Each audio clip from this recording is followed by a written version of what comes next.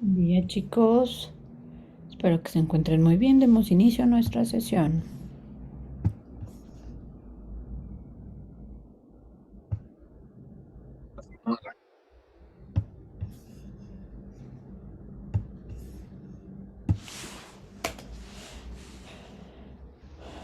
Buen día, chicos. ¿Cómo estamos?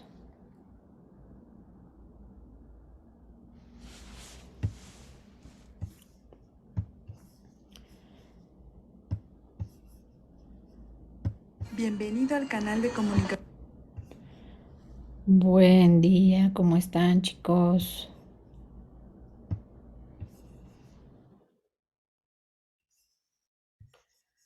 ¿Todo bien? ¿Todo tranquilo? Chicos, ayúdenme a recordar, por favor, si vimos una entrevista de expertos sobre los indicadores de del sistema educativo nacional. Para cerrar y aclarar lo de los indicadores que estábamos abordando la sesión pasada.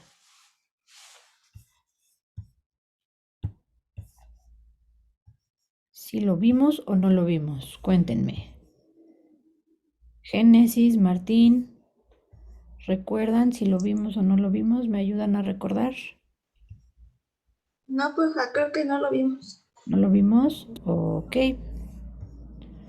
Entonces, justamente vamos a hacer uso, ya saben, de nuestro super plataforma de apoyo YouTube y de nuestro super también canal de apoyo, el canal 22, para ver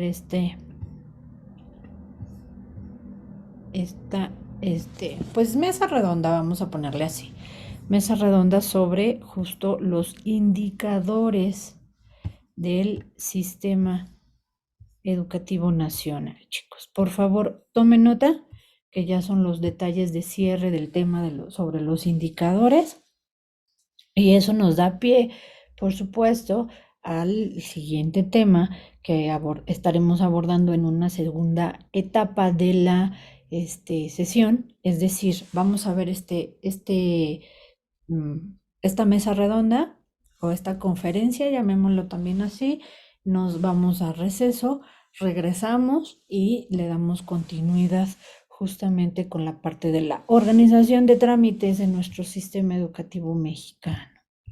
¿De acuerdo, chicos? Entonces, si me lo permiten, los comparto pantalla. Por favor, háganme saber si no se escucha.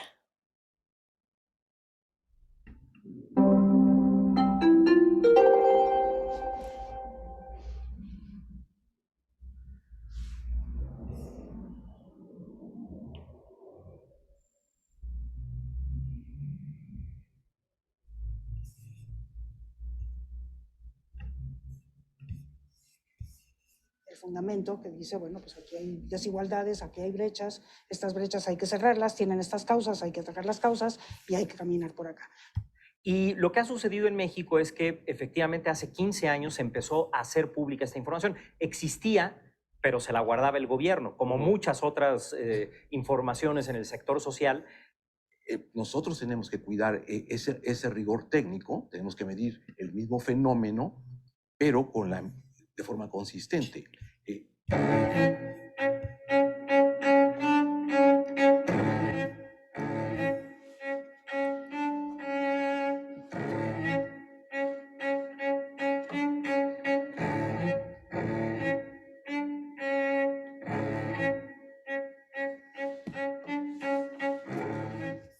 Señoras y señores, bienvenidos una vez más a este programa Pensar en la Educación en México, esta serie que a lo largo de las últimas semanas el Instituto Nacional para la Evaluación de la Educación, junto con Canal 22, ha venido presentando a ustedes para discutir distintos aspectos y reflexiones acerca de la educación en nuestro país.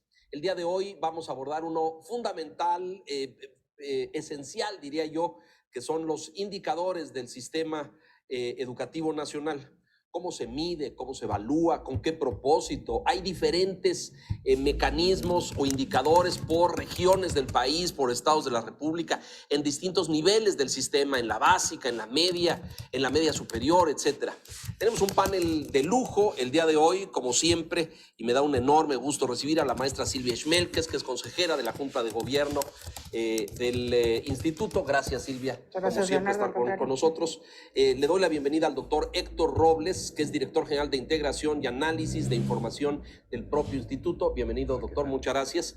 Y a un viejo colega, y bueno, viejo porque tenemos muchos años de conocernos, no crea usted, por eso un muchacho, pero a un experto en materia educativa con más de 20 años de trayectoria en este sector, el doctor Miguel Sekeli, director hoy del Centro de Estudios Educativos y Sociales. Doctor, bienvenido. Muchas gracias. Empecemos por esto, por los indicadores. ¿Qué son? ¿Cómo se miden? ¿Cómo se comen? ¿Cómo se diseñan? ¿Y para qué sirven? Doctor, por favor. Bien, los indicadores educativos son señales básicamente cuantitativas, las que recogemos en un sistema que se publica anualmente en el Instituto desde 2003. Estamos cumpliendo 15 años de publicar nuestro sistema de indicadores en la publicación anual titulada Panorama Educativo de México. Entonces, los indicadores son señales importantes al sistema del avance, de las problemáticas que tiene el sistema que hay que atender, y nos brindan una imagen consistente de esas problemáticas. Tienen validez, confiabilidad estadística, objetividad, y tienen también un marco normativo, conceptual, basado en el derecho a la educación obligatoria de calidad, plasmado en el artículo 3º constitucional y en todas las leyes secundarias que derivan de él. ¿Todos son cuantitativos, doctor? Los que tenemos en ese sistema, todos son cuantitativos. Hoy así. Hace 15 años de esto, Silvia, ¿qué elementos ha aportado el sistema de indicadores? ¿Qué nos ha dicho del sistema educativo nacional? Pues yo creo que una de las cosas más importantes es justamente que lleva 15 años, ¿no? O sea, porque ha sido un esfuerzo consistente que lo que permite en este momento no es únicamente tener un muy buen panorama de cómo está la educación, sino también de cómo ha venido evolucionando, porque estos indicadores se pueden comparar año con año y se puede seguir una trayectoria, ¿no? Como bien decía Héctor, pues su marco de referencia es el derecho a la educación, entonces tienen que ver, bueno, primero con el contexto nacional en el que se da el sistema educativo, no se descontextualiza, y la realidad educativa también, pero después pues va punto por punto de los derechos, ¿no? Específicamente tienes derecho a acceder, entonces ¿cómo está el acceso? ¿Y cómo está el acceso a la educación preescolar, a la primaria, a la secundaria, a la media superior, que son las obligatorias en nuestro país? ¿Cómo se diferencia el acceso por tipo de población? ¿Cómo se diferencia entre regiones? ¿Y cuáles son las brechas entre entidades federativas? Inclusive porque la mitad de la publicación del panorama se refiere a cómo está cada una de las entidades, claro, de manera que cada entidad se pueda reflejar a ella misma tanto en su estado actual como en su evolución. Y ¿no? Como en general entonces, con el resto del país. Primero es el acceso, después es la trayectoria, que ya tuviste acceso a la escuela, pero entonces ¿cómo transitas tú como sujeto por esa? O sea, vas año con año, repruebas, desertas, regresas o no regresas, finalmente terminas la educación obligatoria en la edad en la que debes de terminarla o no. Bueno, cada una de estas cosas pues es un indicador, cada uno de ellos sumamente complejo, ¿no? O sea, están los niños en la edad en la que deben de estar, en el grado en el que deben de estar, pasan al siguiente grado, pasan al siguiente nivel. Entonces, bueno, todo lo que tiene que ver con trayectoria, que es sumamente yo importante. Diría, sin estos indicadores, pues es muy difícil trazar política pública, ¿no? Es decir, ¿cómo diseñas si refuerzas un programa en básica para que dé un resultado después en media? ¿O cómo corriges un temario? ¿O cómo dices, tenemos un segmento de docentes a los que les falta o debemos reforzar el tema de la otra lengua o de ciencias o de matemáticas? Los indicadores son vitales, ¿no? Sin esos... ¿Cómo? Doctor, tú dirigiste la Subsecretaría de Educación Media Superior en la década pasada, impulsaste una reforma fundamental que dio resultados significativos, la RIEMS, llamada la Reforma Integral de Educación Media Superior. ¿Qué valor tienen los indicadores para diseñar política pública? Mira, yo creo que tienen por lo menos tres grandes elementos de utilidad que son indispensables para cualquier sistema educativo. Una es la transparencia, otra es la rendición de cuentas y otra es la información para la mejora, pero creo que tú mismo lo acabas de realmente reflejar la mejor forma de visualizar el valor de esa información, que es imaginar qué pasaría si no la tuviéramos. Y lo que ha sucedido en México es que efectivamente hace 15 años se empezó a hacer pública esta información. Existía, pero se la guardaba el gobierno, como muchas otras informaciones en el sector social.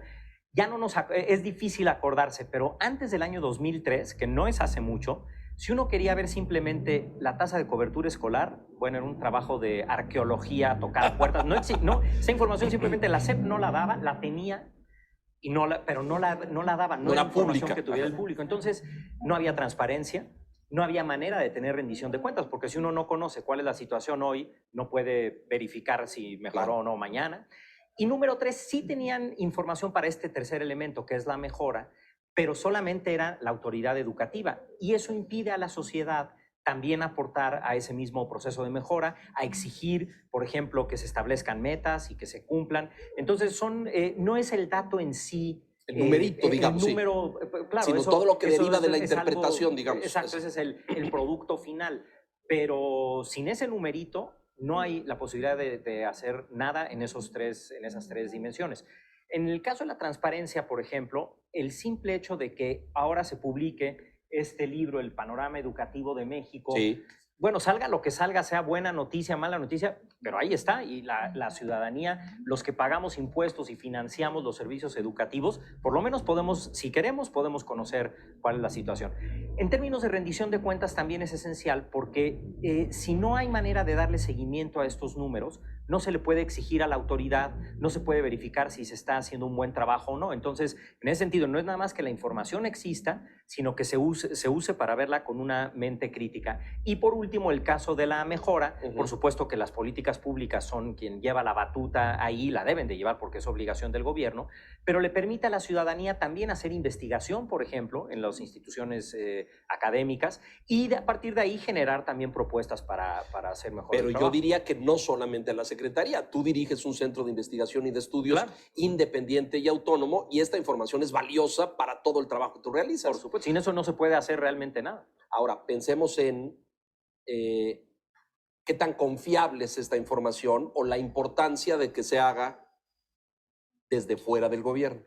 Es decir, porque antes, cuando nos vamos a ese antes de estos 15 años, antes del 2003, era el propio sistema o la propia Secretaría de Educación Pública la que hacía estas mediciones, ¿no? ¿Cuántos alumnos tengo y quién aprobó, quién desertó, qué le está funcionando tal programa? Y supongo que esto al paso de los años se ha ido depurando, mejorando, profundizando.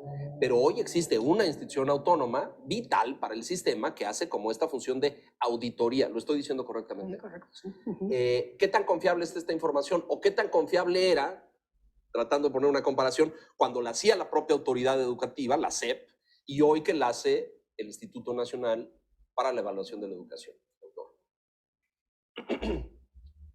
Los sistemas educativos siempre han desarrollado un conjunto básico de indicadores de acceso, de matriculación, y digamos eso es su core básico.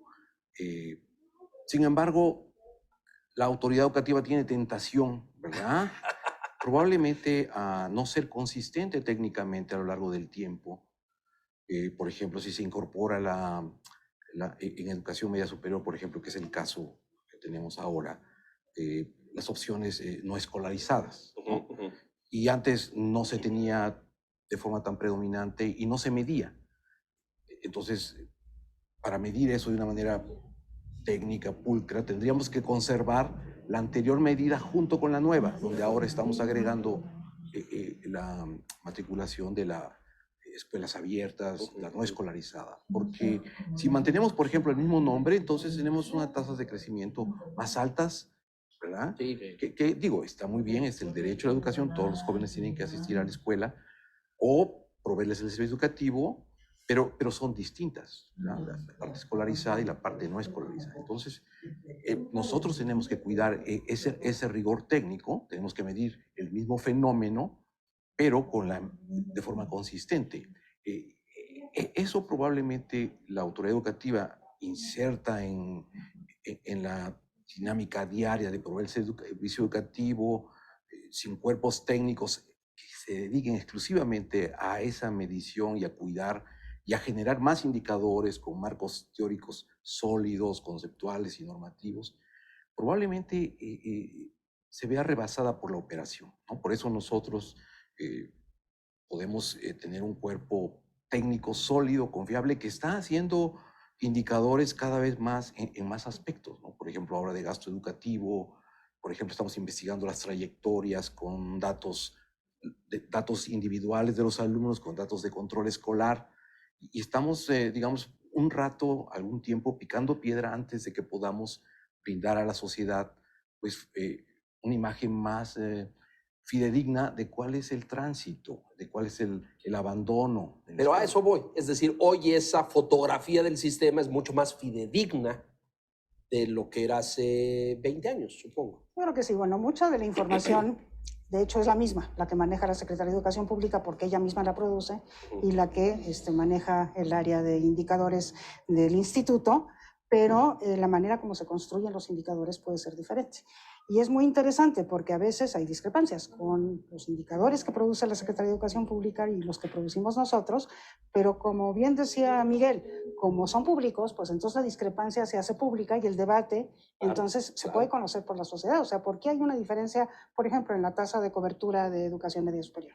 De hecho, hay una diferencia, ¿no? Porque en la Secretaría de Educación Pública, pues se toma en cuenta, como bien decía Héctor, a la gente que está inscrita en los sistemas abiertos, pero también se toma en cuenta a todos los que están inscritos en la educación media superior y no únicamente los que tienen la edad ideal para estar inscritos. Correcto. Entonces ahí hay discrepancias, pero bueno, justamente eso permite decir, bueno, aquí hay pues un proceso mucho más sólido de medición y de dar a conocer, y entonces eso genera, digamos, un contrapeso a lo que la Secretaría de Educación Pública está dando, y eso pues en ocasiones ha conducido a que la propia Secretaría corrija sus datos, ¿no? Hay la tentación desde dentro, tu experiencia como servidor público o como funcionario, de la tentación, como decía don Héctor hace un momento, de, no quiero decir alterar o modificar, sino de a lo mejor pasar por alto algún indicador, algún dato para lograr una meta.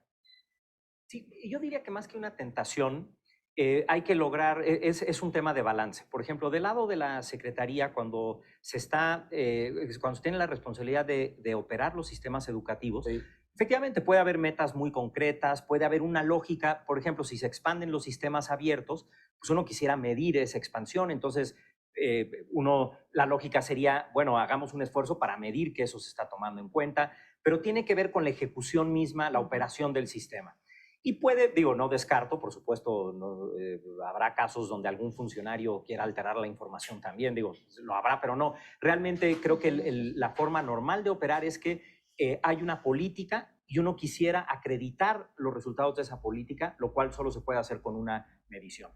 Ahora, entonces tiene que haber un balance entre lo que es la rigurosidad de la medición, la lógica de la medición y la operación del sistema educativo. Pero del lado también de quien evalúa, tiene que haber también un balance entre el interés que podría llegar en un extremo a ser puramente académico, que no es el caso, y creo que el INE ha hecho un muy buen trabajo al respecto, pero uno puede también decir, bueno, yo quiero un dato puro, perfecto, que me lograra medir el impacto exacto de tal política, y pues uno tal vez se tarda 15 años en generar la información y hacer esa medición.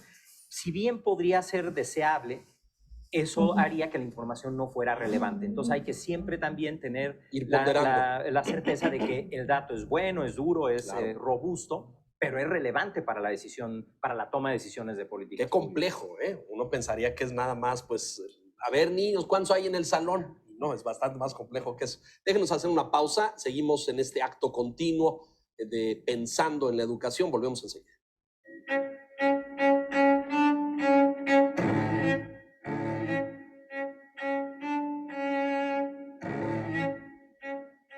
Continuamos en este panel. Quiero suponer, entonces, por lo que los escucho y por este avance y esta evolución de estos 15 años, que hoy medimos con mucha mayor precisión, claridad, transparencia de lo que lo hacíamos antes. ¿Estoy en lo correcto? Sí, yo creo que sí.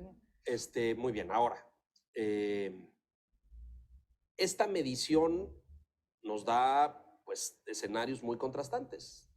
Estados a lo mejor que están más rezagados, otros que están más adelante, o Tenemos básica muy exitosa en algunas zonas del país y una básica a lo mejor no tan exitosa en otras zonas del país. ¿La función de los indicadores es solamente dar la información o hay un trabajo también de interpretación, es decir, por qué está pasando esto que nos arrojan los números? Digamos que el trabajo que se hace con indicadores permite hacer esto segundo. No es la misma publicación en donde está una cosa y otra.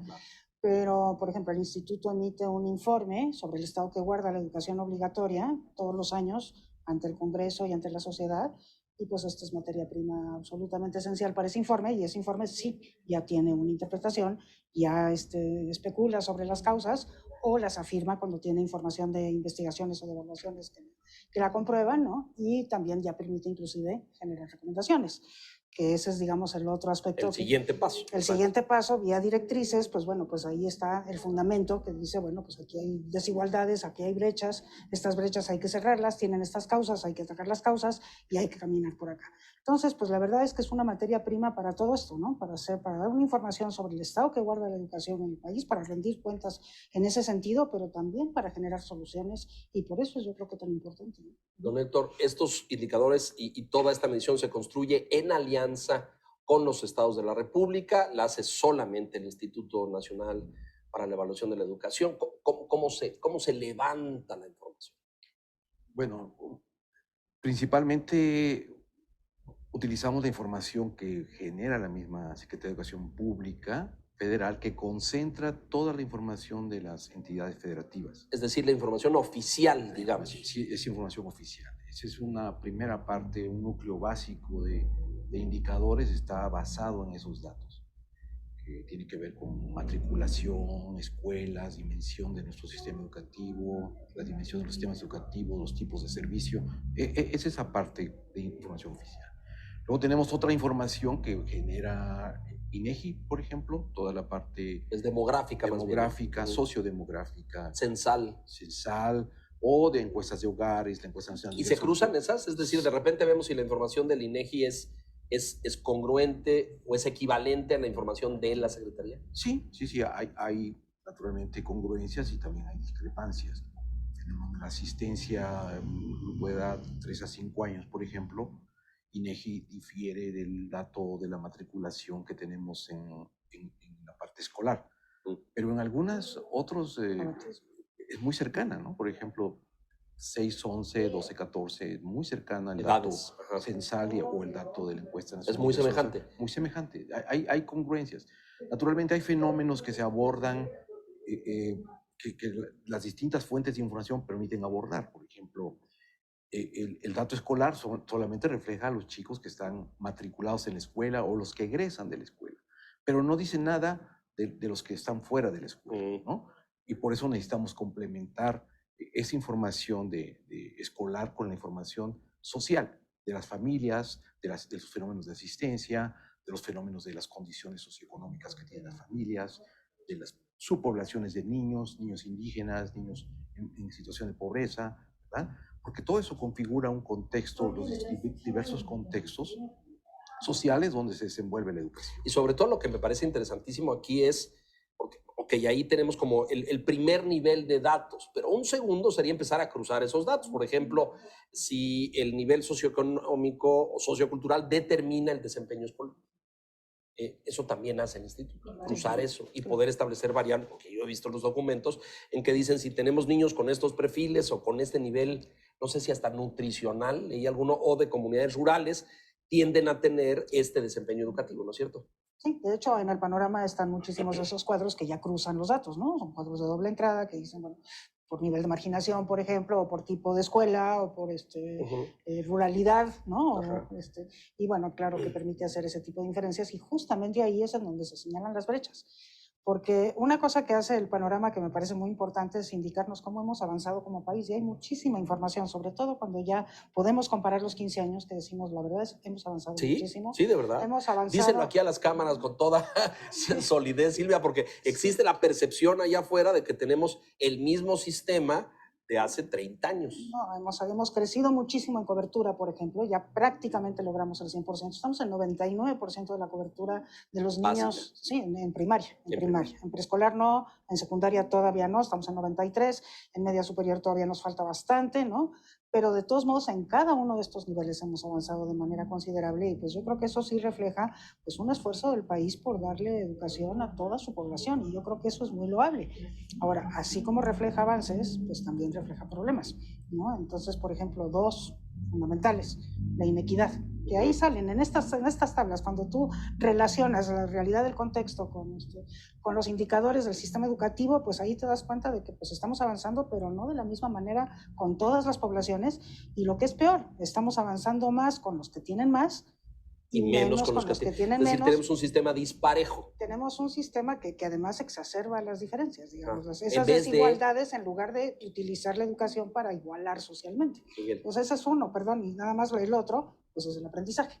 Que ahí sí tenemos dificultades. Ahí voy a eso, porque eso me parece que hemos mucho hablado de lo cuantitativo, pero ahorita a ver si hablamos de la calidad. Eso también Miguel, por favor. Sí, creo que un elemento adicional que vale la pena tomar en cuenta es que la evaluación y la generación de información al final no son el fin, sino un insumo para algo más. Es una herramienta para algo. Es una herramienta y por eso lo que comentaba Silvia es muy importante. El tener los datos ayuda, pero si esos datos no sirven para mejorar, en este caso, el sistema educativo, va a ser un esfuerzo muy parcial y va a ser, incluso puede ser un desperdicio de talento y de recursos. Entonces, creo que en México uno de los grandes retos que tenemos es que la política pública se base en evidencia. Lo que decía Silvia ahorita, dónde están las desigualdades, en dónde es donde se tiene que hacer todavía un esfuerzo mayor, en dónde ya logramos metas.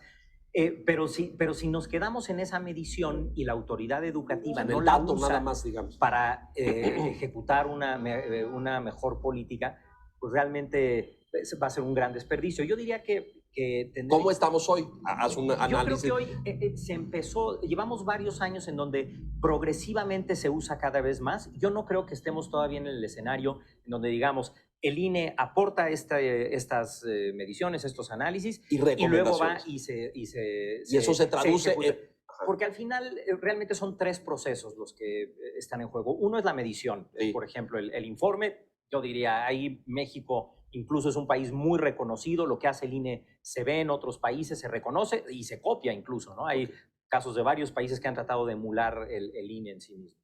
Después de la medición hay que tener una interpretación, porque, por ejemplo... Dile nada más al público, porque el público no sabe eso, pero me parece muy importante. ¿Qué países han tratado? Por ejemplo, Ecuador creó un instituto de evaluación muy para semejante. La educación, muy siguiendo el modelo. Y siguiendo el modelo del INE. Si uno va al doctor y trae un problema y les dice, bueno, vámonos a la radiografía. Nos pasan a la radiografía, sale increíblemente clara, bien nítida. Técnicamente esa radiografía, que es tener esta información. Pero si luego uno pasa al doctor y el doctor no sabe interpretar esa información, pues de nada nos sirve, ¿no?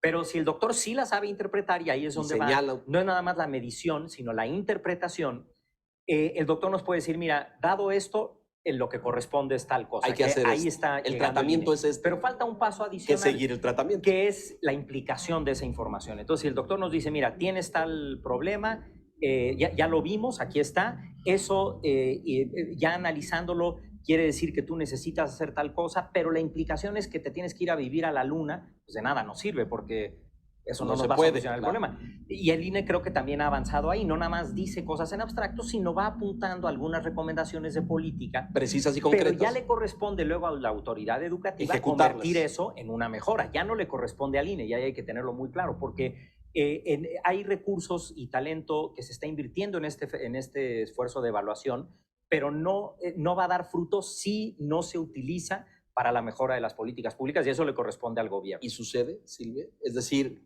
cuando completamos estos tres pasos a los que se refiere el doctor Sekeli, el INE hace recomendaciones a la autoridad escucha, atiende, aplica.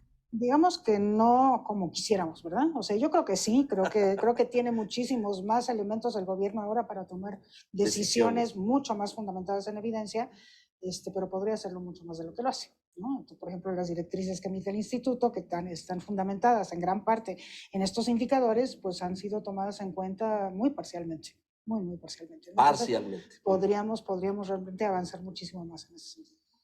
hacemos un llamado, bueno, lo hago yo porque ellos son autoridad, son neutros, pero yo sí puedo, porque soy independiente. Se suma usted, doctor, muchas gracias, a que sí le hagan caso al instituto, porque no, es decir, no hay información más clara y más precisa, ¿no es cierto? Déjenos hacer una pausa y vamos a regresar a otro punto fundamental en el sentido, que es la calidad.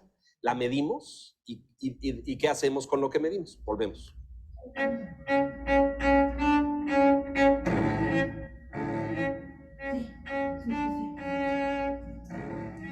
Sobre todo ahora, me parece que inicia una nueva administración y vendrán nuevos titulares a las dependencias, y eso es un muy buen momento para prestar atención a estos reportes, ¿no es cierto? Y para decir, si quieres saber cómo está la foto del sistema, pues qué mejor que ver este panorama del INE, ¿no es cierto?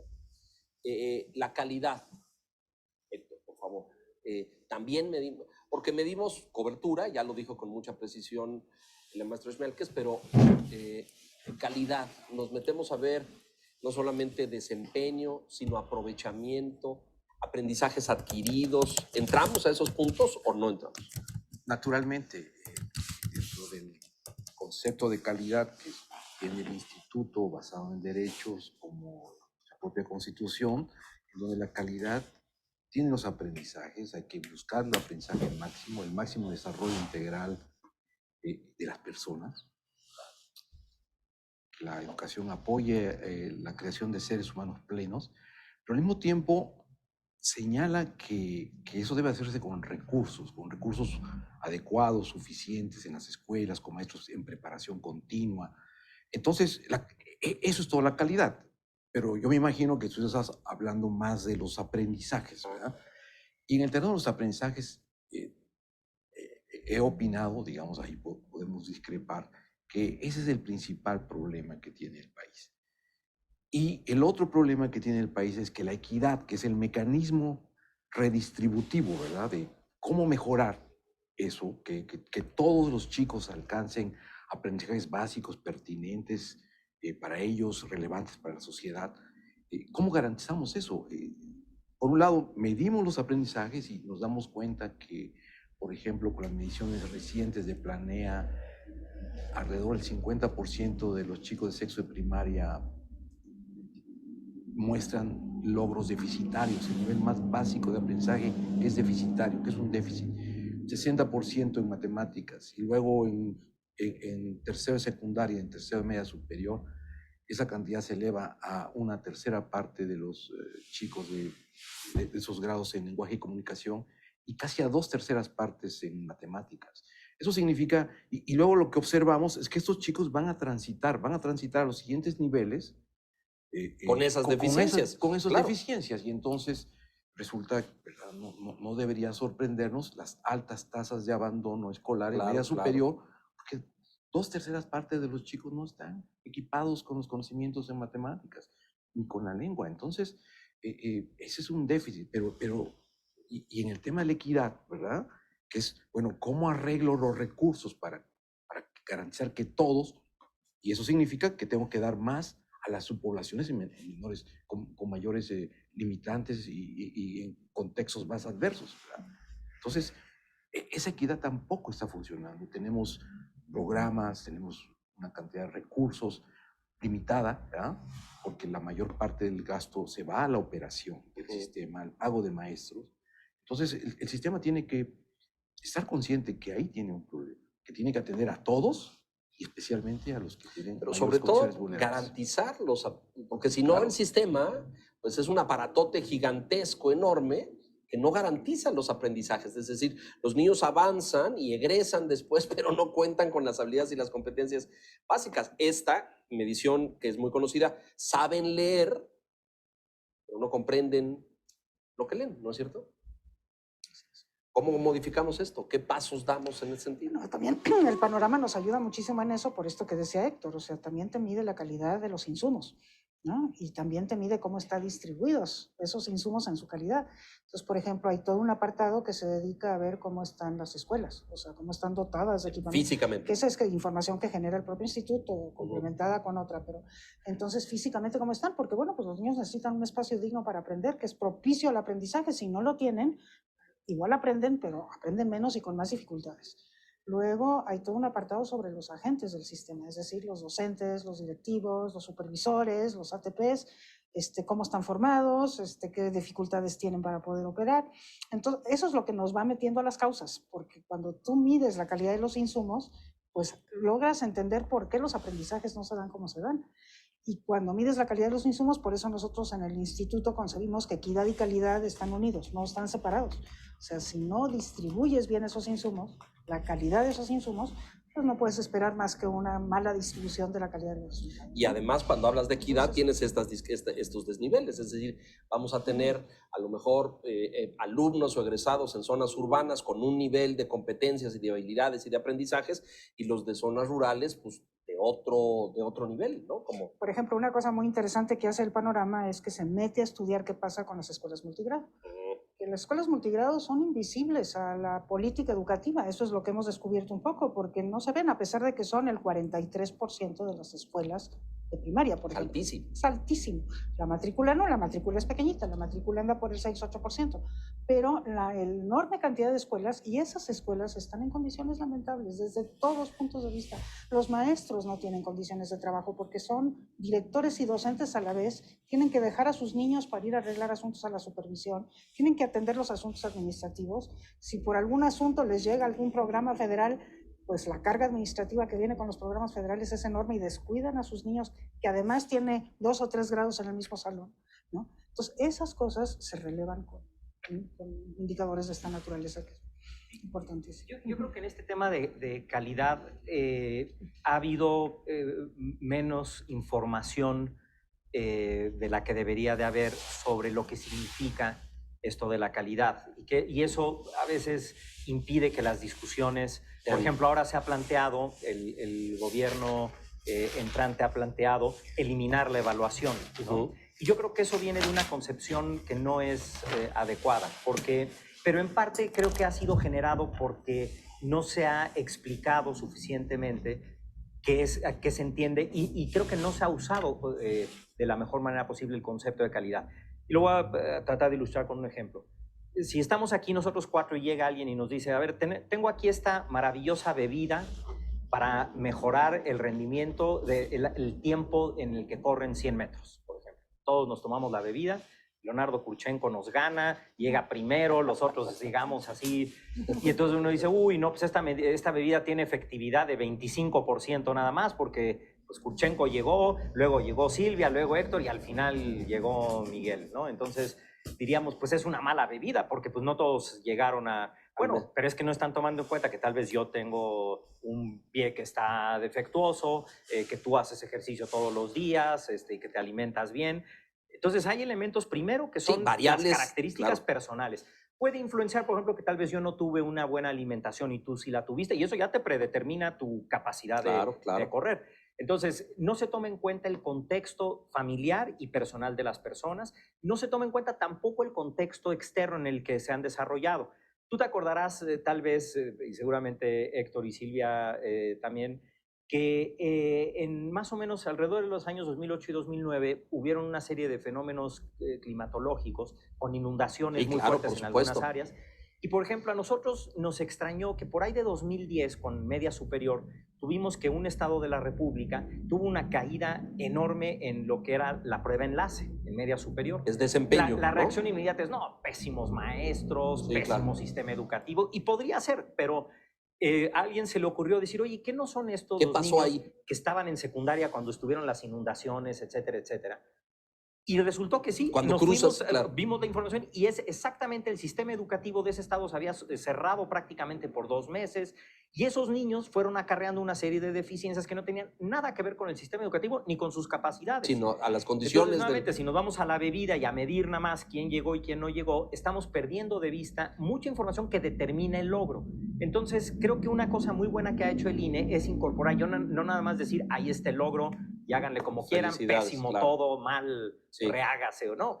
Dan información de a ver cómo están funcionando las escuelas, cómo están capacitándose los maestros.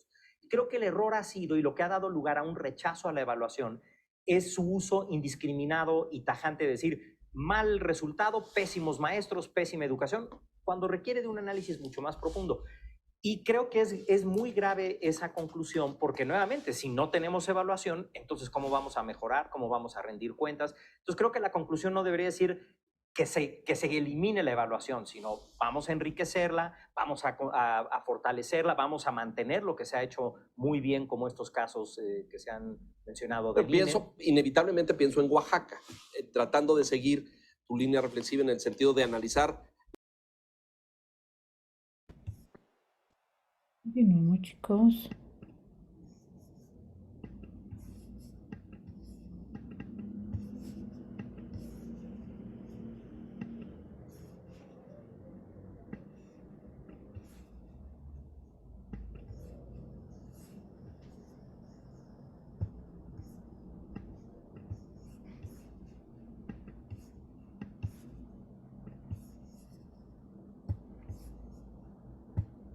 Una serie de fenómenos climatológicos con inundaciones Sí, muy claro, fuertes por en algunas supuesto. áreas.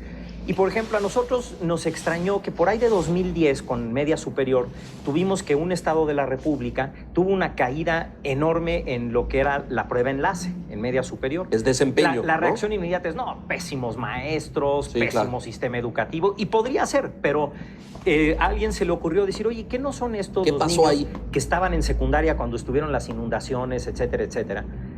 Y resultó que sí, Cuando cruzas, fuimos, claro. vimos la información y es exactamente el sistema educativo de ese estado se había cerrado prácticamente por 2 meses y esos niños fueron acarreando una serie de deficiencias que no tenían nada que ver con el sistema educativo ni con sus capacidades. Sino a las condiciones. Entonces, nuevamente, si nos vamos a la bebida y a medir nada más quién llegó y quién no llegó, estamos perdiendo de vista mucha información que determina el logro. Entonces, creo que una cosa muy buena que ha hecho el INE es incorporar, no nada más decir, ahí está el logro y háganle como quieran, Felicidades, pésimo claro. todo, mal, Sí. rehágase o no. Dan información de a ver cómo están funcionando las escuelas, cómo están capacitándose los maestros. Y creo que el error ha sido, y lo que ha dado lugar a un rechazo a la evaluación, es su uso indiscriminado y tajante de decir mal resultado, pésimos maestros, pésima educación, cuando requiere de un análisis mucho más profundo. Y creo que es muy grave esa conclusión porque nuevamente, si no tenemos evaluación, entonces ¿cómo vamos a mejorar? ¿Cómo vamos a rendir cuentas? Entonces creo que la conclusión no debería decir que se elimine la evaluación, sino vamos a enriquecerla, vamos a fortalecerla, vamos a mantener lo que se ha hecho muy bien, como estos casos que se han mencionado del INE. Inevitablemente pienso en Oaxaca, tratando de seguir tu línea reflexiva en el sentido de analizar no solamente el dato duro, sino el contexto y todo lo que está alrededor. Es decir, cuando vemos Planea o incluso vemos PISA, el rendimiento de Chiapas y Oaxaca está hasta abajo de la tabla, ¿no es cierto? En términos de aprovechamiento, desempeño, egreso, etc. Y luego cruzamos ese dato con asistencia o lecciones y jornadas completas y vemos que hay pues terribles vacíos ahí de semanas y semanas donde por una marcha y un meeting y un plantón no hubo clases. Y si uno cruza esas dos dice, bueno, claro, pues si los niños no tuvieron clase y si hay un vacío ahí, pues es muy difícil que tengan un desempeño educativo como el de otras zonas de la República. Y ahí vas juntando, pero a lo mejor lo que estás diciendo es, el siguiente análisis tendría que ser ahí, bueno, ¿qué pasa con el magisterio en ese estado y en esa entidad que provoca que muchas clases se suspendan durante el calendario escolar? Es que hay un elemento adicional, perdón que tome la palabra otra vez, pero hay un elemento adicional que creo que no se ha tomado en cuenta y es que no es lo mismo darle clases a un niño o una niña que viene perfectamente nutrido, que tiene padres con educación, donde en su casa hay libros, se promueve la actividad, están informados, tienen acceso a una computadora en su casa. No es lo mismo darle clases a una niña o a un niño que a uno en rural, que a un niño que habla otomí como lengua, como primera lengua, claro. donde el español es su segunda lengua, viene con una alimentación deficiente, viene con un entorno cultural muy reducido y muy restringido. Entonces, si el mismo maestro le pedimos que le dé clases a los dos niños, tal vez el niño o niña que viene en una condición muy favorable va a mejorar mucho y el otro no. No es que el maestro realmente haya hecho una mala labor. No sé la diferencia. No es ese el problema nada más. Puede ser también otras condiciones y creo que eso es lo que no ha estado suficientemente en la discusión. Y por eso la señal de alarma que creo que hay que enfatizar es eso no quiere decir que lo que está mal es la evaluación. Lo que quiere decir es que hay que tener una concepción más amplia, hay que tomar la información en su debida medida y tomar esas señales que decía Héctor, que se emite con la información, tomarla correctamente y aprovecharla para mejorar. Déjanos hacer una pausa ahí porque estamos sobre el tiempo, pero ya lo dejaste puesto y lo someto a la consideración de ustedes. Pero ¿tú crees que hemos explicado pobremente en México la riqueza de la evaluación? Yo creo que hay dos factores. Una, tal vez no se ha explicado de la manera más clara. Y número dos, por otro lado, tampoco se ha querido escuchar la explicación. Y creo que ahí es donde estamos. El hambre con las ganas de comer. Mensajes y volvemos.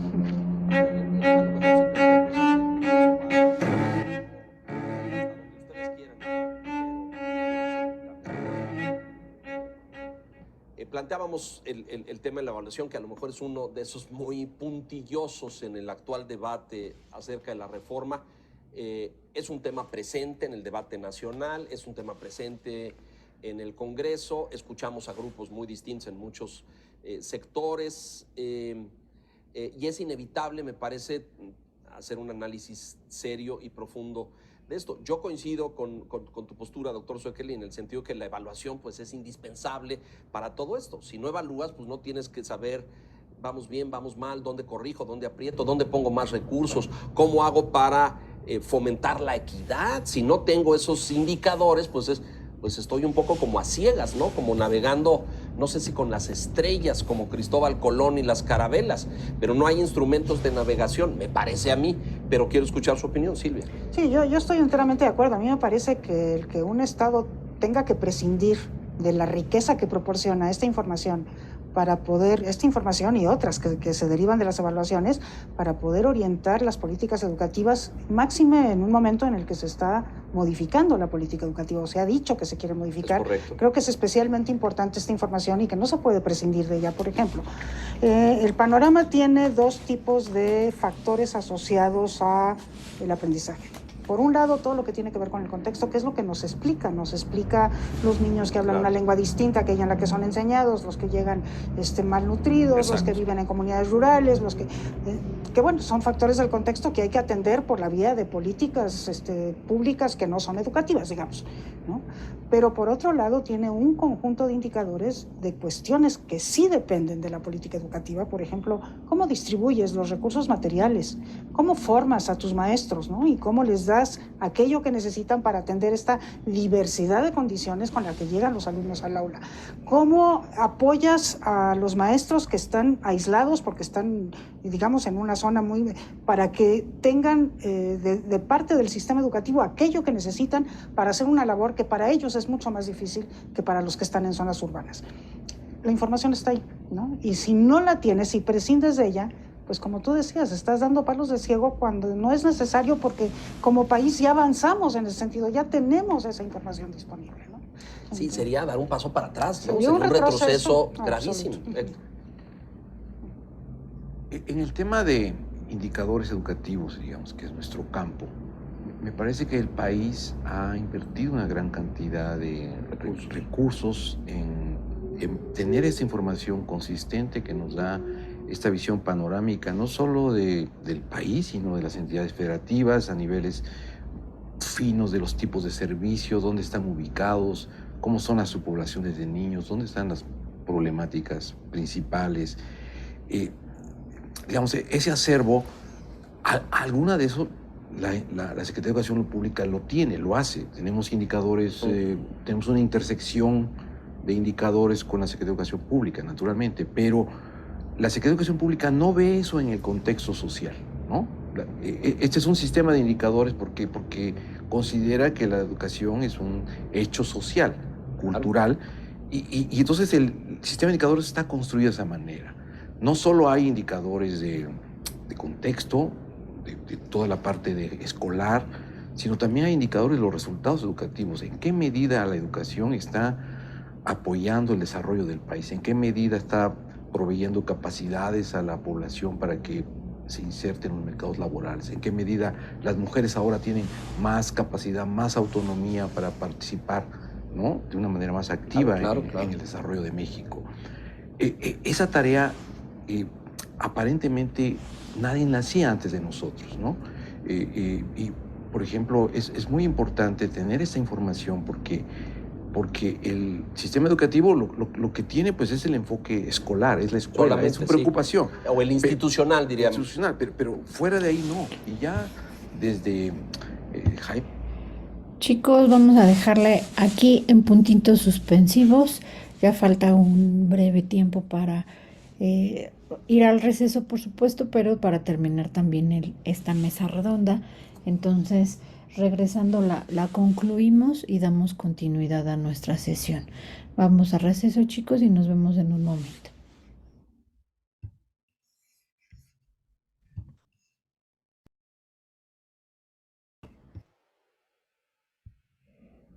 Regresamos, chicos.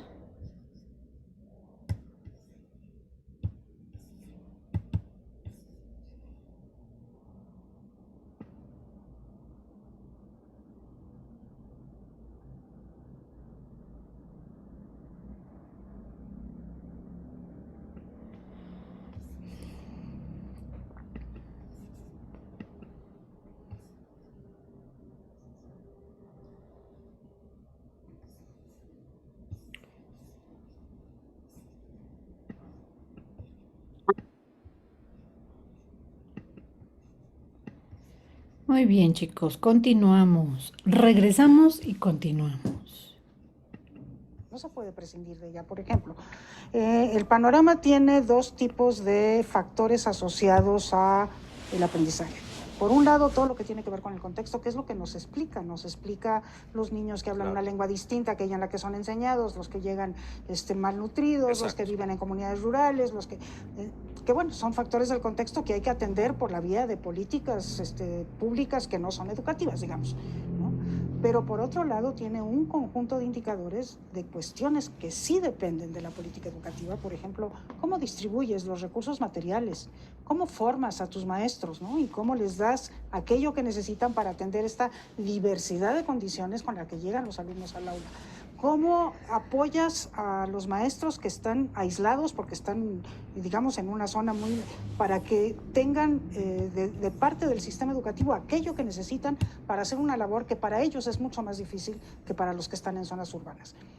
La información está ahí, ¿no? Y si no la tienes, si prescindes de ella, pues como tú decías, estás dando palos de ciego cuando no es necesario, porque como país ya avanzamos en ese sentido, ya tenemos esa información disponible, ¿no?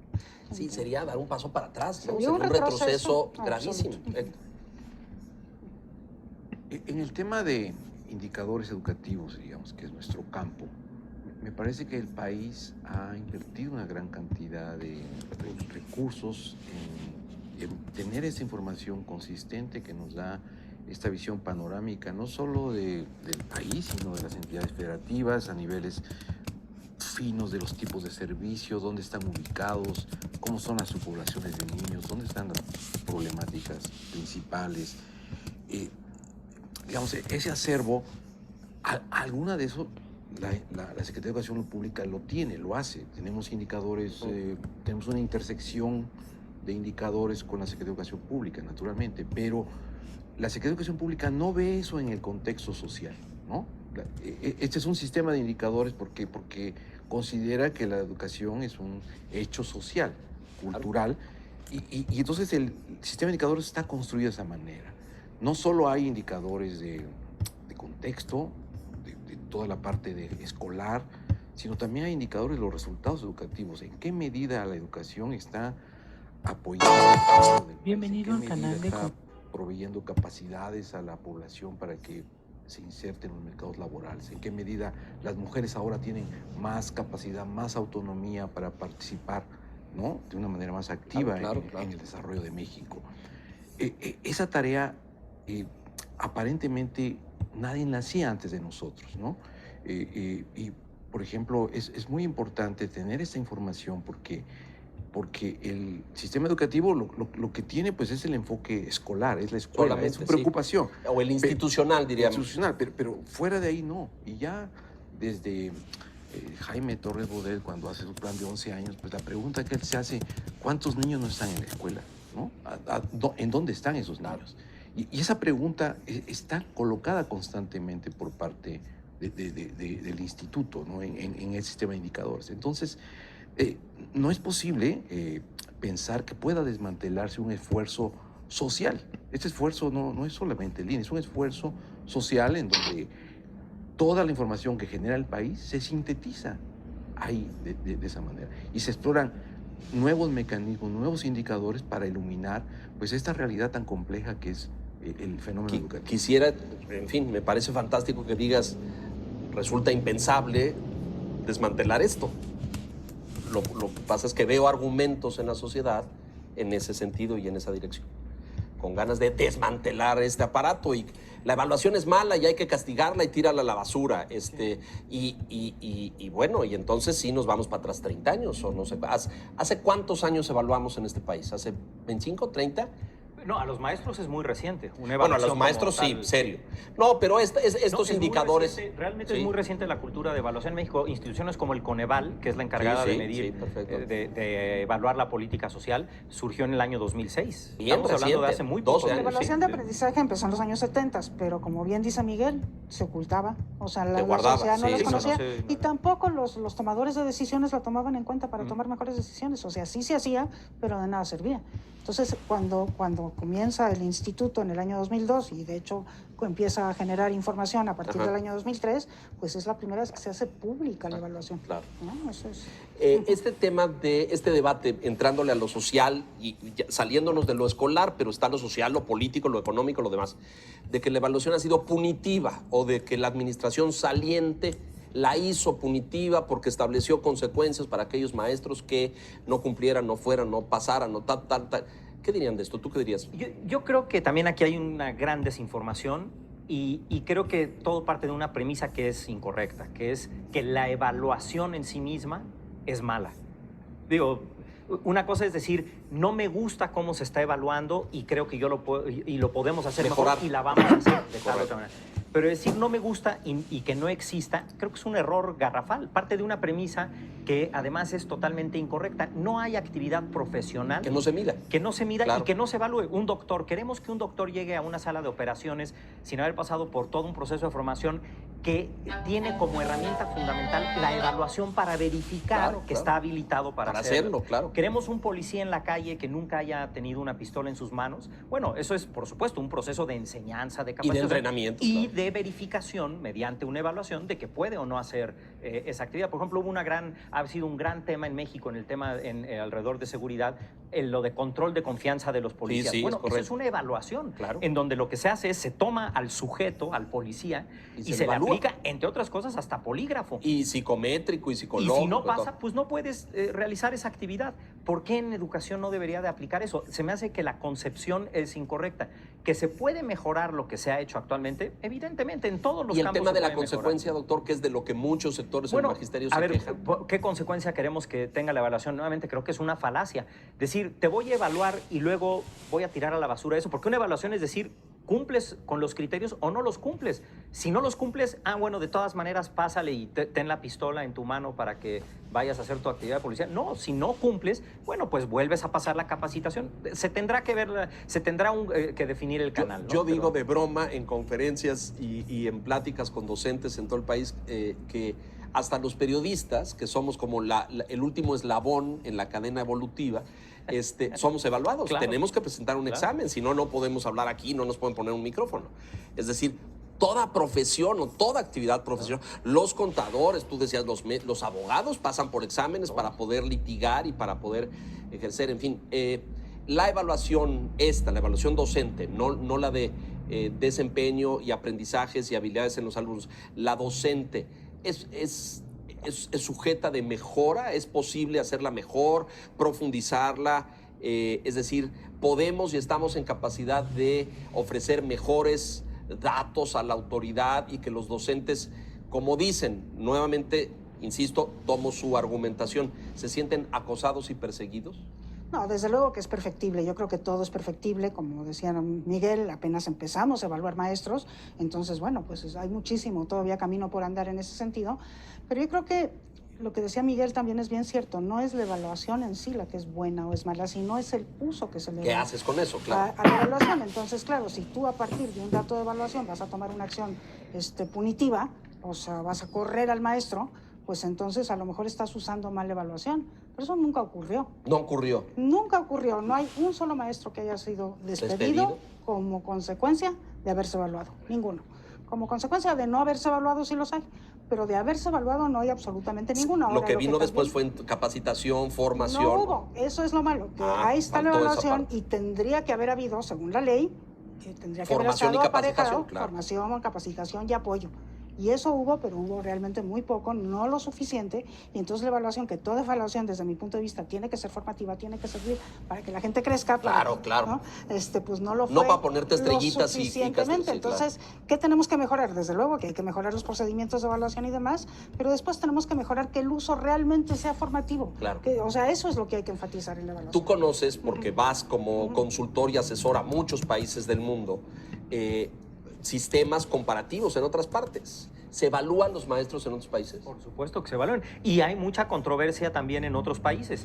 Pero creo que aquí se ha politizado el tema de una manera que impide que realmente se avance. Porque a final de cuentas, creo que la esencia de un argumento correcto a favor de mejorar el proceso de evaluación es: tú no puedes evaluar a un maestro únicamente con el resultado del alumno, porque nuevamente si te tocó el niño Tony de la Sierra de Oaxaca en unas condiciones muy adversas comparado con el de no es del maestro. Garza García en Nuevo León. Bueno, el maestro, aunque sea el mejor maestro del mundo, no tal va vez a poder, va a seguir habiendo tal vez puede cerrar un poco la brecha, pero no la va a eliminar porque no es todo educativo. Lo que decía Silvia, eso hay cosas que escapan del ámbito de la educación.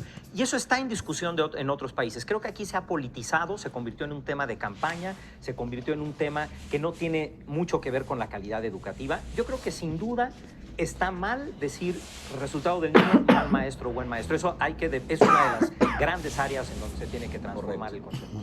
Se nos va a acabar el tiempo y yo les pediría conclusiones, por favor, de estos indicadores, de cómo mejorarlos, hacia dónde profundizarlos y de cómo en fin, este es un esfuerzo, pero ¿cómo le decimos a la sociedad que esto tiene un sentido y tiene un significado y tiene una utilidad? Héctor, por favor. Bien, yo creo que digamos, ya tenemos una imagen consistente, que es una panorámica, que es una visión, siempre que platico de esto, como de 1000 metros del sistema. Necesitamos bajar más todavía. ¿Aterrizar? Conectar con otra, Comprendo. con otra capa de información, que es la mesoestructura, donde están los supervisores, por ejemplo, donde están los directores, y luego bajar a las escuelas, ¿no? Y entonces tenemos que crear capas de información que estén asociadas, relacionadas, de tal manera que la evaluación diagnóstica que se brinda en este panorama pueda nutrir y apoyar el trabajo de los supervisores, por ejemplo, o de las escuelas, apoyando el esfuerzo que ya también hace la Secretaría de Educación Pública para difundir resultados a esos niveles, ¿no? A las escuelas, a los docentes. Entonces, me parece que ese es un reto que nos hemos planteado. Otro reto que nos hemos planteado es estudiar con mayor detalle algunas subpoblaciones, la subpoblación indígena, por ejemplo. Correcto. Tenemos un panorama educativo de la población indígena y estamos trabajando en un panorama educativo de la población de los becarios Prospera. ¿Por qué? Porque es una gran cantidad de jóvenes de familias pobres que el sistema educativo tendría que crear, ¿verdad?, en este esfuerzo de equidad, toda una estrategia para brindarles una educación que le garantice aprendizajes, ¿no? Gracias, doctor. Doctor Sekeli, Yo por creo que favor. estamos ante un grave riesgo de que el nuevo gobierno desaparezca el INE y de que anule la evaluación de los maestros sin tener una alternativa que no la hemos visto, por lo menos yo no la he visto, de cómo hacer eso e implementar el nuevo plan que exista va a ser un escenario mejor. Yo creo que es un gran riesgo y puede ser un gravísimo error que retrase la educación de México décadas. Y como ya todos sabemos, la educación es uno de los grandes determinantes del progreso de las naciones y de la equidad de las naciones también. Yo creo que para entrar en una discusión un poquito, tratando de ver una luz de esperanza, yo diría que bajo los parámetros en los que vemos que se están tomando las nuevas decisiones del gobierno entrante, tendría más sentido ante una decisión tan trascendental hacer una consulta como lo establece la ley, como está mandatada en la ley, una consulta pública. En el marco jurídico, en el ¿quieres marco decir? jurídico vigente. No improvisada. En donde se pusieran a consideración 3 alternativas. 1, desaparecer la evaluación.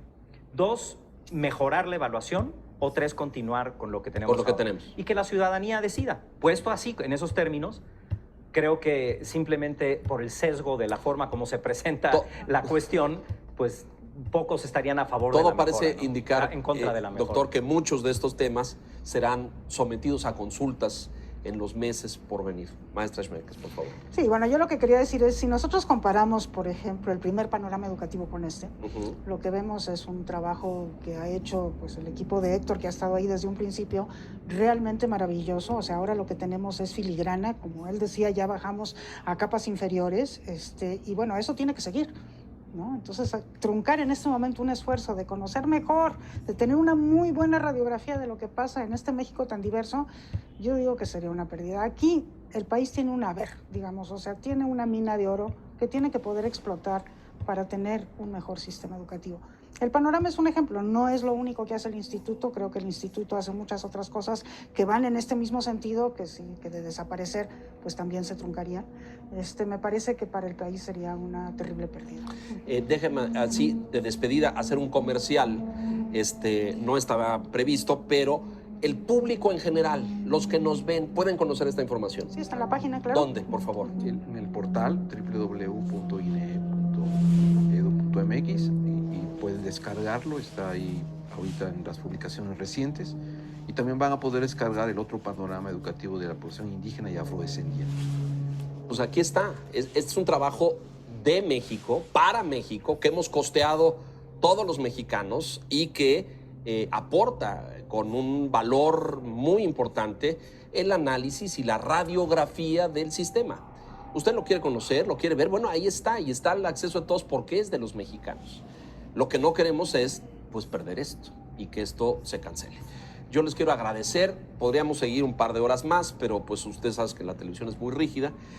Querida Silvia, muchas gracias. Muchas gracias, Leonardo. Doctor Roldan, muchas gracias. Doctor Sekeli, encantado como siempre, muchas gracias. Y gracias a usted por la gentileza de su atención. Pensar, discutir y reflexionar la educación es un tema de todos los mexicanos, porque la educación es de México, no es de un sector, no es de un partido, no es de un sindicato. La educación es de todos. Muchas gracias. Muy bien, chicos. Rescatemos y optimicemos tiempos porque, bueno, para efectos de que tomáramos toda la mesa redonda, pues tomamos un poquito más del tiempo de la segunda parte de nuestra sesión de este día.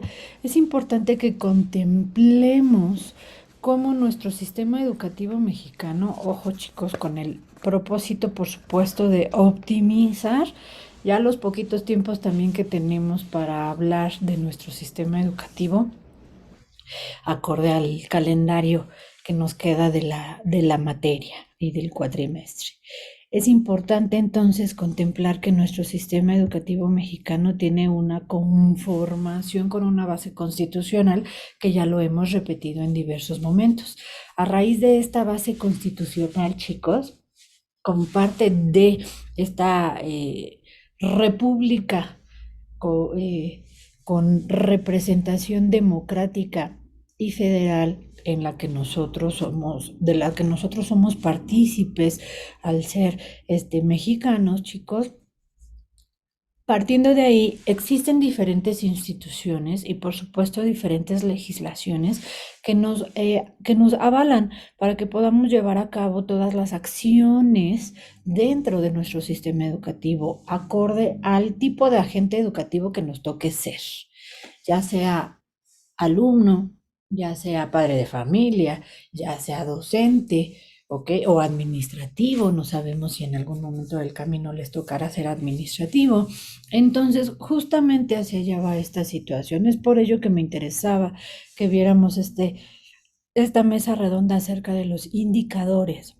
Y como bien nos plantearon en la mesa redonda, los indicadores dentro de nuestro sistema educativo o dentro de la estructura del sistema educativo mexicano van completamente de la mano hacia las metas y objetivos que tienen los indicadores escolares particularmente.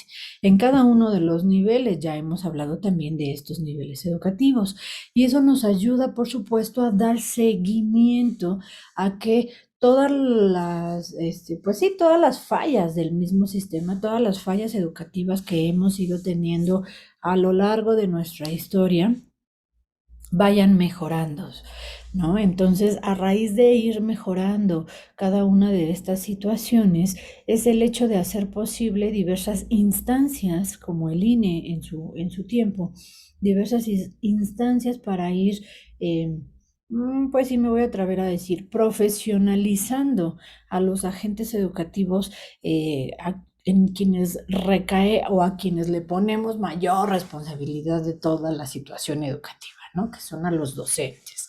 Entonces, el punto de los indicadores como tal es medir el cumplimiento de todos esos objetivos, pero no nada más de los docentes. Evidentemente tienen un gran peso, pero también de todos los demás agentes que somos parte de este proceso educativo. ¿De acuerdísimo? Entonces, evidentemente ustedes tienen como alumnos una enorme responsabilidad.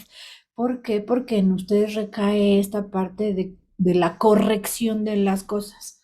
Si bien nosotros como docentes tenemos que ver qué sucedió antes para no hacerlo ahorita y procurar que en ustedes las cosas sean mejores, en ustedes cae esta parte de que las cosas sean mejores y seguir haciéndolo mejor, ¿no? Para que todas estas medidas de manera global en nuestra nación generen justamente cambios, pero cambios reales, cambios buenos acorde a lo que nosotros realmente necesitamos.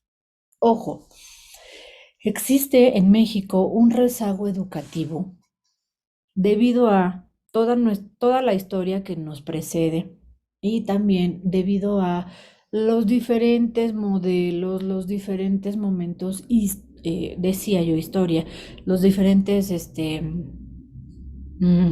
gobiernos que hemos tenido con mayor o menor conciencia hacia el ámbito educativo, pero existe un rezago educativo de más de 35 años, chicos. Imagínense. ¿Cuántos años tienen cada uno de ustedes? Entonces, el rezago educativo que existe es mayor que ustedes. Así, haciendo ese cálculo. Y entonces imagínense cómo vamos a poder borrar ese rezago educativo. La realidad es que no se borra. Seamos bien honestos. La realidad es que no se borra, pero sí se mejora. Y sí se mejora como aplicando la de borrón y cuenta nueva, que no existe como tal el borrón tal cual, pero sí existe de que, bueno, a partir de ahorita vamos a aplicarla con todo lo que da el cambio y entonces lograr que se avance. Y entonces sí se generó este cambio y entonces, ejemplo, uno de los índices o de los indicadores también importantes que existían, el analfabetismo. Se puso a todo lo que dan campañas y Secretaría de Educación Pública súper concentrada, docentes en aula, en campo, etcétera, para lograr bajar estos índices de analfabetismo. Y se lograron, en una medida importante se lograron, pero no dejamos de avanzar. Ese es el detalle de los indicadores, ese es el detalle de lo que nos toca a nosotros y a ustedes. ¿Por qué? Porque aunque estemos subsanando los errores del pasado, estamos en un presente de actualización que va hacia el futuro, que continúa, por supuesto. Y entonces esta situación nos lleva a que el analfabetismo, que antes era solamente leer y escribir, tal vez sumar, restar, hasta ahí nos quedamos. Ahora es tecnológico. Se le sumó. Ahora es tecnológico. Y entonces se hace una comparación con el tiempo. Y existe una medición con el tiempo. El analfabetismo que se logró disminuir importante, en números importantes y reales. No crean que nada más son los números maquillados del COVID. No. números reales en términos de la educativos y del INE y de todas las dependencias responsables. Realmente se bajaron los índices de analfabetismo, pero seguimos avanzando. Esta globalización nos llevó hacia la parte tecnológica y entonces pues se perdió esa parte tecnológica, otros seguimos avanzando en esa parte tecnológica y entonces ahora el analfabetismo es tecnológico.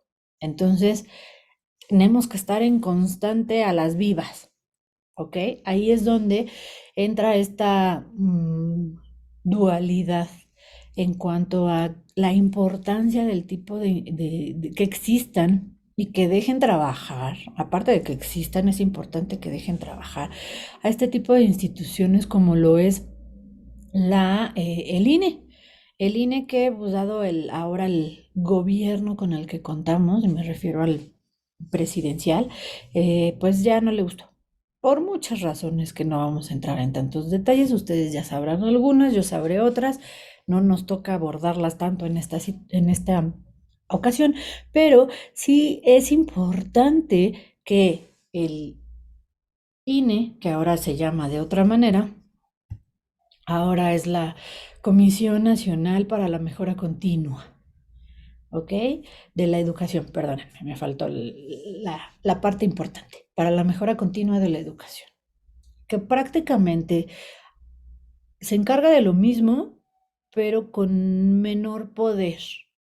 Hagan de cuenta que al rey le quitaron la corona y sigue siendo el rey porque pues es parte de la historia, pero ya no tiene tanto, pues ya no tiene el mando.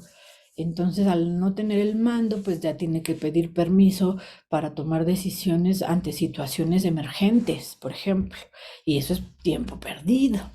¿Ok? Cuando anteriormente me queda completamente claro, me enlisto en esa parte de cuando se fundamentó el INE, que existía, pero existía como una oficinita más de la SEP.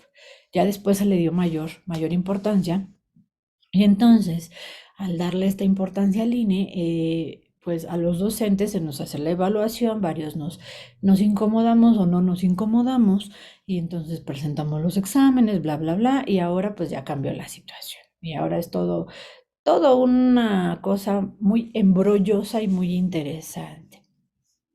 Pero al final del día, todo esto, a partir de que exista una actualización, una evaluación docente, nos lleva a que la educación todos los conocimientos que nosotros les podemos compartir a ustedes realmente estén avalados de que los tenemos, avalados de que estamos actualizándonos, ¿ok? Y entonces definitivamente las instituciones en las que nosotros trabajamos tienen justamente ese respaldo de que nosotros estamos realmente capacitados hacia esta, pues este manejo de la información, ¿no? Para que ustedes tengan realmente una buena, también instrucción. Ahora bien, el INE no está solito. Existe un sistema de información educativo, existe un sistema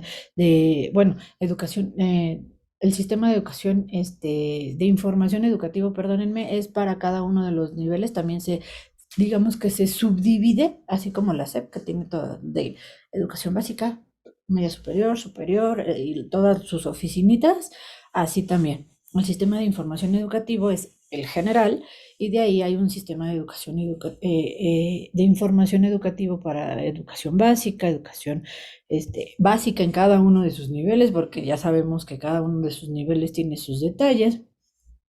Existe un programa de reforma educativa, por supuesto.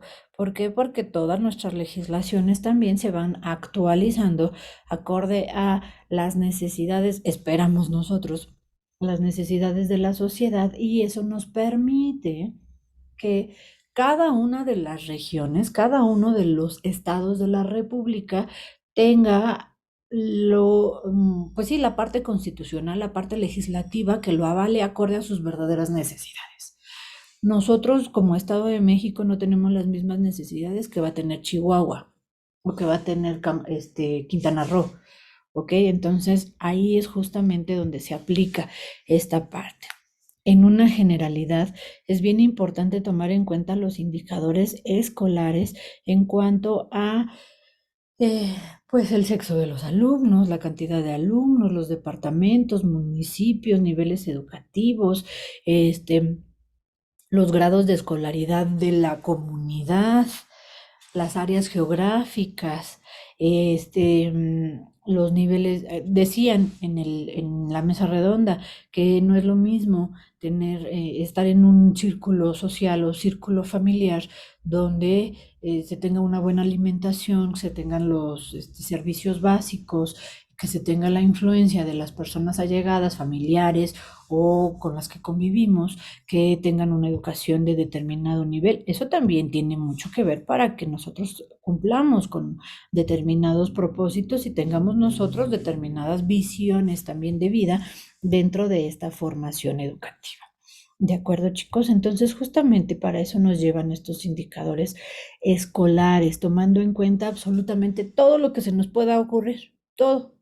O sea, no quiero ni siquiera abordar qué, aunque ya mencioné algunos detallitos, pero todo, absolutamente todo lo que lo que se nos pueda ocurrir, y eso nos lleva, por supuesto, hacia un determinado trámite. Eso es cosa importante.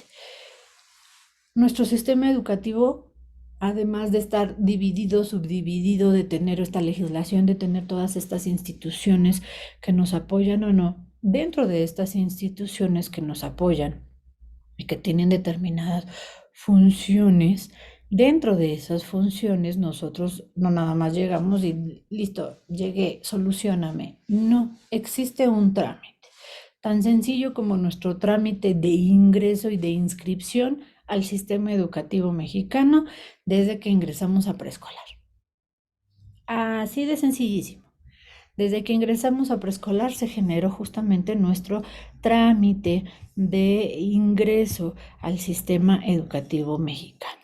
¿De acuerdísimo? Y no es cosa de 5 minutos ni es cosa sencilla, chicos. Así que esa parte se las quiero mostrar directamente de la página de la SEP. Uy, espérenme porque se me movió y no me deja manipularlo. Espérenme, denme unos clics.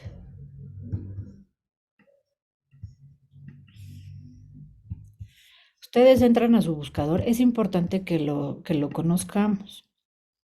Nosotros entramos al buscador y le podemos SEDUC, Edomex. Ojo, Edomex, nosotros estamos en el Estado de México, porque también nos puede aparecer la del gobierno federal.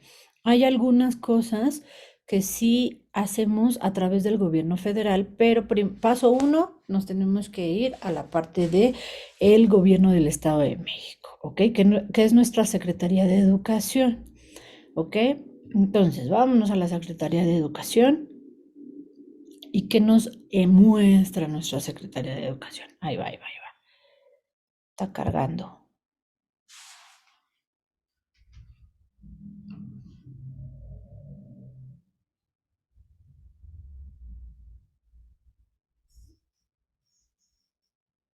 Ahí estamos. Aquí estás. Ok, esta es nuestra página principal de nuestra Secretaría de Educación y bueno, vemos muchas cosas que nos ofrece nuestra Secretaría de Educación. ¿Sale, vale? Aquí está. Esto es cosa que nos puede servir, calendario escolar, manuales, aquí también hay cursos, etcétera, ¿no? Aquí ya, ustedes se darán el espacio para poderlo explorar por si no lo habían hecho anteriormente, ¿ok? ¿A qué vamos nosotros? A esta parte, dado el tema que nos corresponde, a la parte de trámites y servicios. Ojo en esta parte de trámites y servicios, chicos. ¿Por qué? Porque estos trámites y servicios son acorde a la educación pública. ¿De acuerdísimo? Y bueno, aquí nos marca que es para básica y para escuelas normales, algunos trámites en cuanto a la constancia de estudios. Ese es uno de los trámites. Otro de los trámites que se nos ofrece, bueno, es acorde a la ventanilla electrónica ¿Qué hace la ventanilla electrónica? Bueno, mejor dicho, ¿qué podemos hacer nosotros a través de la ventanilla electrónica? Recordemos que dada la situación de contingencia en la que nos encontramos, pues muchas cosas nos solicitan que primero lo hagamos a través de las plataformas o las páginas de las dependencias y después ya como que lo último del trámite, algunas cosas sí las podemos hacer en persona y otras nos las hacen llegar a través del correo electrónico o de las sesiones que nosotros generemos en las mismas plataformas. ¿Ok? Aquí tenemos una mejora regulatoria. ¿En qué consiste en esta mejora regulatoria? Son todas pues sí, los trámites de ley que podemos llegar a hacer o no acorde a lo que la Secretaría de Educación Pública nos va a avalar. Ejemplo, si pierden su certificado de secundaria, el original.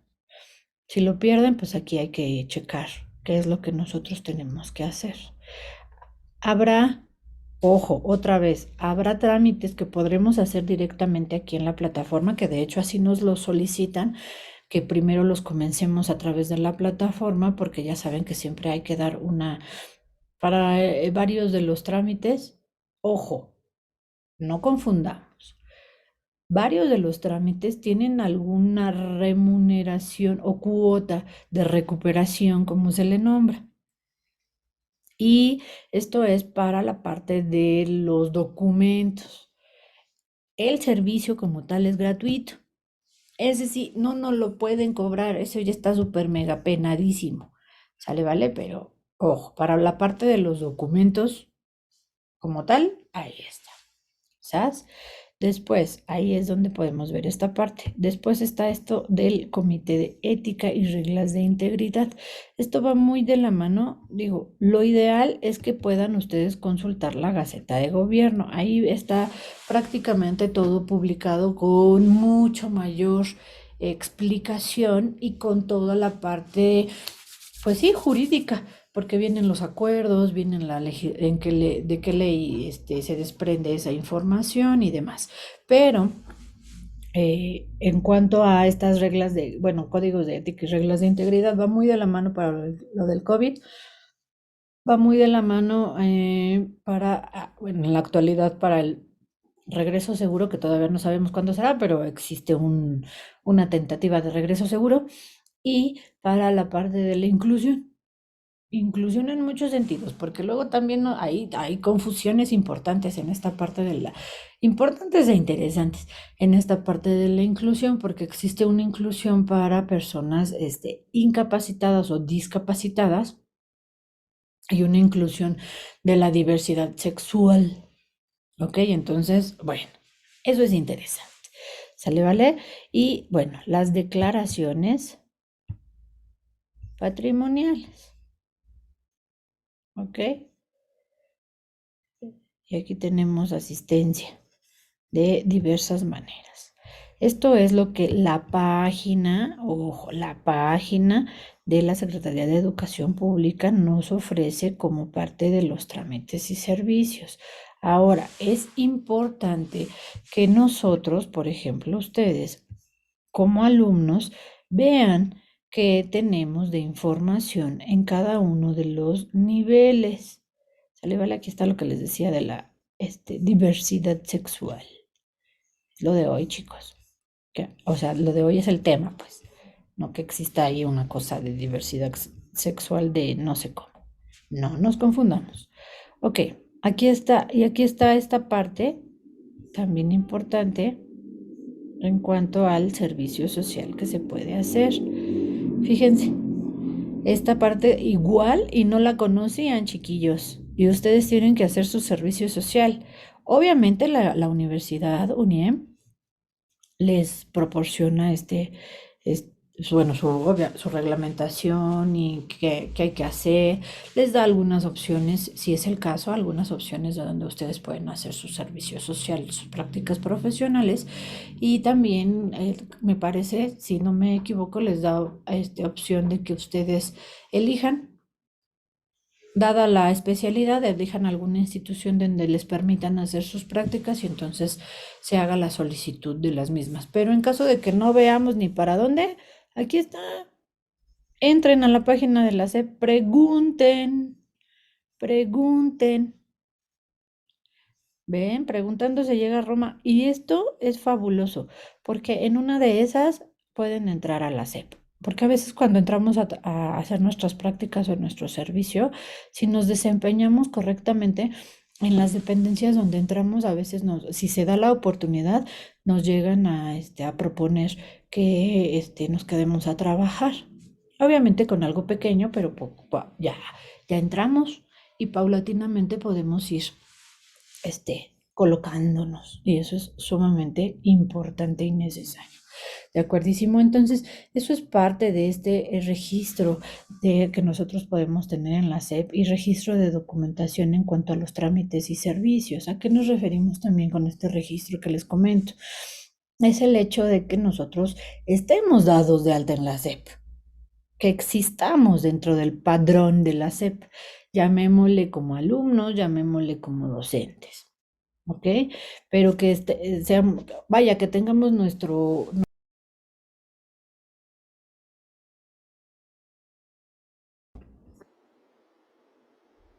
Continuamos, chicos.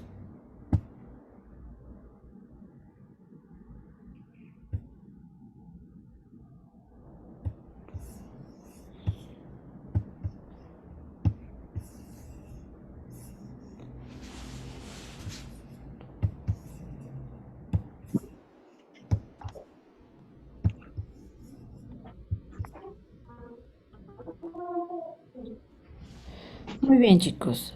Les comentaba entonces, de hecho, con el simple hecho, valga la expresión, Arias. estar, de estar registrados desde el preescolar hasta donde vayamos o simplemente desde preescolar, registrar nos registran con nuestro acta de nacimiento y nuestro CURP, con eso ya somos parte de este padrón SEP, ¿ok? Ya dependerá evidentemente de nosotros qué tanto vamos avanzando, pero eso es, digamos, entre comillas, un registro tentativo, entre comillas, un registro tentativo de la Secretaría de Educación Pública para ser parte de la SEP como alumnos. Posteriormente, cuando terminamos la licenciatura, obviamente podemos continuar siendo alumnos si continuamos los estudios de otra licenciatura o estudios de posgrado, etcétera, ¿no? Que sean avalados por la SEP. Pero después de tener este registro como alumnos, después pasamos al registro profesional y ahí le ponemos puntitos suspensivos porque eso es parte de la próxima sesión, ¿no? Hacer parte de este registro profesional. Pero es importante que contemplemos el registro de todos nuestros trámites que podemos llevar a cabo en la Secretaría de Educación Pública. Se tramita desde nuestro ingreso al preescolar en adelante para todo tipo de trámites dentro del ámbito educativo que se necesite en cualquiera de sus respectivas dependencias. Ojo, de hecho, también va muy de la mano, existe el departamento o la oficina de la SEP, que va muy de la mano con la Secretaría de Relaciones Exteriores para hacer justamente estudios en el extranjero o viceversa. Una vez que se hayan generado los estudios en el extranjero, se validen en México o los de México que se validen en el extranjero.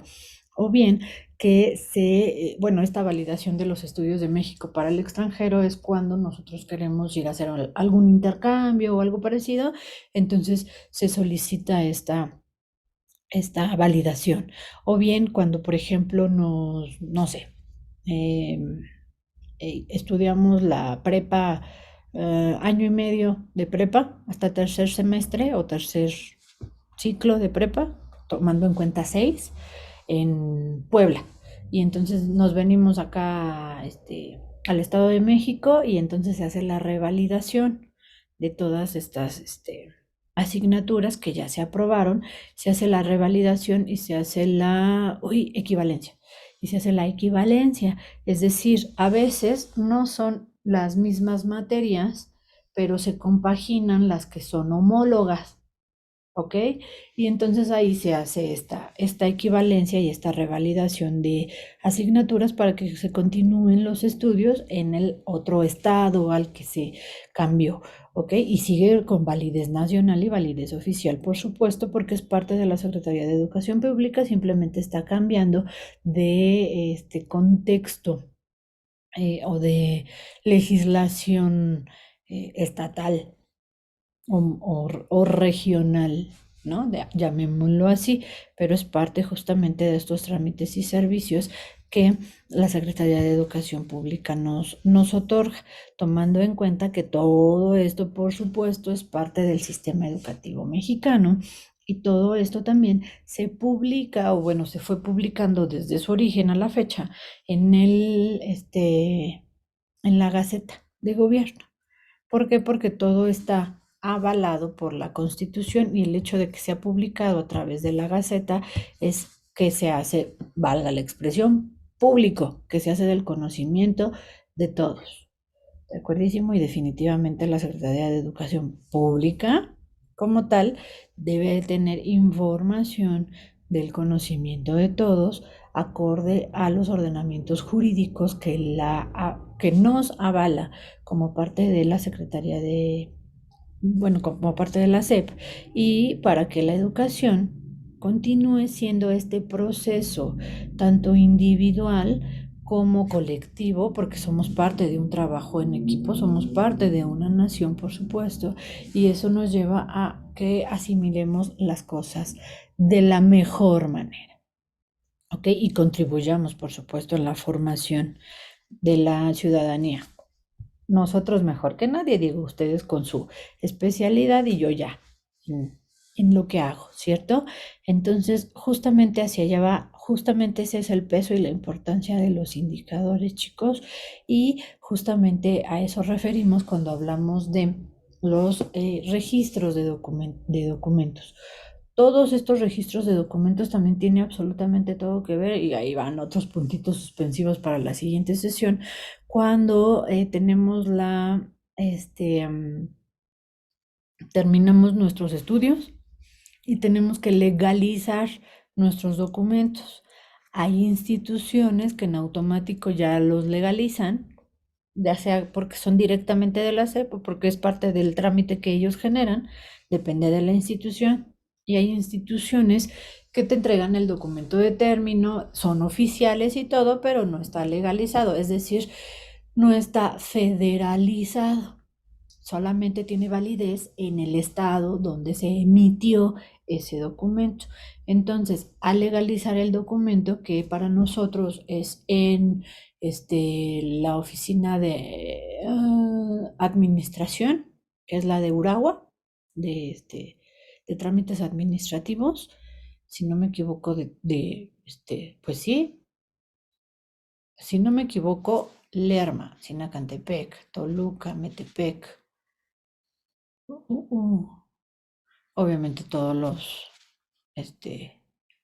las regiones que tengan que ver con estos municipios, todos nos toca el servicios administrativos del Estado de México, que está en Uruguay, y ahí está obviamente una oficina de la Secretaría de Educación Pública que se encarga justamente de esta legalización de los documentos para darle una validez federal a nuestra documentación para poder obtener los otros documentos y otros trámites que ya platicaremos un poquito más la próxima sesión. ¿Dudas? ¿Comentarios, chicos? De lo que platicamos y de lo que escuchamos en la mesa redonda el día de hoy. ¿Parece que todo bien? Ok. Pues ya tienen en su plataforma, ya saben, su actividad complementaria del tema, y pues por favor realícenla, está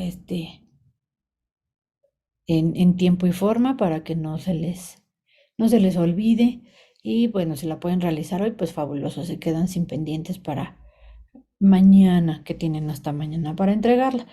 Entonces, ponemos puntos suspensivos, como les decía, en cuanto al tema para poderlo abordar con los detalles que correspondan la próxima sesión.